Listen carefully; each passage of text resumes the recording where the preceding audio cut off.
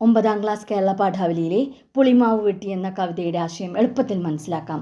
മനുഷ്യൻ്റെ സ്വാർത്ഥതയും അതുവഴി പ്രകൃതിക്ക് സംഭവിക്കുന്ന നാശവും ചിത്രീകരിക്കുന്ന കവിതയാണ് ഇടശ്ശേരി ഗോവിന്ദൻ നായരുടെ പുളിമാവ് വെട്ടി. പുറത്തെ പറമ്പിൽ നിൽക്കുന്ന പുളിമാവ് കായ്ക്കുമ്പോൾ കുട്ടികൾക്ക് പൂരം വന്നതുപോലെ സന്തോഷക്കാലമാണ്.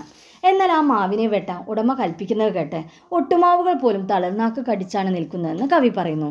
പച്ചമാങ്ങ വിളഞ്ഞു നിൽക്കുന്ന മാവ് ഒരു വലിയ മലയ്ക്ക് തുല്യമാണ്. പാടത്തിൻ്റെ കരയ്ക്ക് ആ മാവ് താഴെയുള്ള കുടിലിന് അടയാളമായി നിൽക്കുന്നു. മാവ് പൂത്തു നിൽക്കുന്ന സമയത്ത് അത് ദേവന്മാരുടെ താമസ സ്ഥലമാണെന്നും പുലർച്ചെ മാവിൻ്റെ തില്ലയിലിരുന്ന് അവർ മന്ദഹസിക്കുമെന്നും കവി പറയുന്നു. ഉച്ചയ്ക്ക് അവരുടെ ശബ്ദം കേൾക്കാം.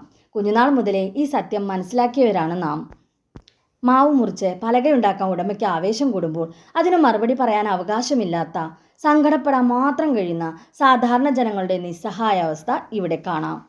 ആ മരത്തിൻ്റെ തണലിലിരിക്കുന്ന പക്ഷികളോട് തണലും കൊത്തിപ്പാറാൻ കവി ആവശ്യപ്പെടുന്നു. കാരണം അതിൻ്റെ ഉടമയുടെ കൽപ്പനയിൽ ആ മാവ് വെട്ടിമാറ്റപ്പെടും. ജനിച്ച നാൾ മുതൽ ആ മാവ് ആരുടെയും മുമ്പിൽ തല കുനിച്ചിട്ടില്ല.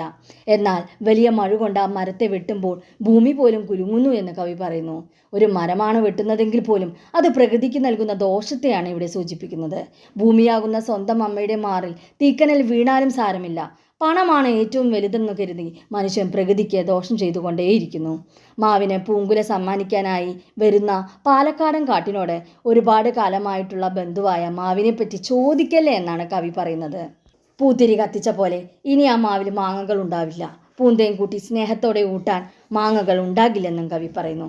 ഇത്തരത്തിലൊരു മാവ് വെട്ടുന്നതിലൂടെ മനുഷ്യൻ പ്രകൃതിയെ നശിപ്പിക്കുന്നത് എങ്ങനെയെന്ന് കവി ചിത്രീകരിക്കുന്നു.